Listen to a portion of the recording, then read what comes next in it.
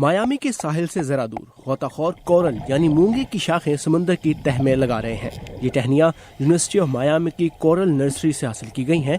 आबी चट्टानों की बहाली में मसरूफ साइंसदानों ने हाल ही में दरियाफ्त किया है कि मूंगे उस सूरत में ज्यादा तेजी से उगते हैं जब उन्हें छोटे टुकड़ों में काट दिया जाता है।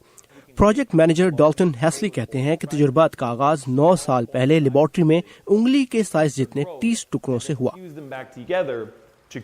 हमने इनसे मूंगे की नर्सरी में 3,500 से ज्यादा टुकड़े पैदा किए हैं, जिसका मतलब ये है कि हफ्ते के किसी भी रोज मुकामी आबी चट्टानों पर कुदरती तरीके से उगाने की खातिर कई शाखों वाले सैकड़ों मूंगे मुंतकिल किए जा सकते हैं। इनका ग्रुप अब तक आबी चट्टानों पर 11,000 मूंगे लगा चुका है, मगर इन मूंगों को उन्हीं गर्म होते हुए समंदरों का सामना है जो दुनिया के कई दूसरे खित्तों में आबी चट्टानों को तबाह कर रहे हैं। डाल्टन की टीम नहीं चाहती कि उनकी कोशिशें जाया हों, इसलिए वो यूनिवर्सिटी ऑफ मायामी के एंड्रयू बेकर के साथ काम कर रहे हैं।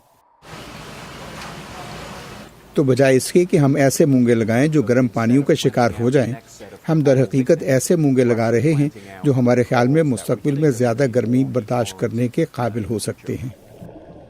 मूंगे अपनी खुराक और शौक रंग अपने साथ उगने वाली काई से हासिल करते हैं, मगर जब पानी गर्म होता है तो काई खत्म हो जाती है।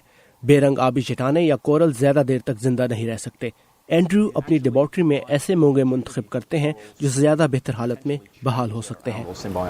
इसके बावजूद कि 2 माह पहले ये बिल्कुल सफेद होकर रह गए थे, इनकी वापसी काफी अच्छी है।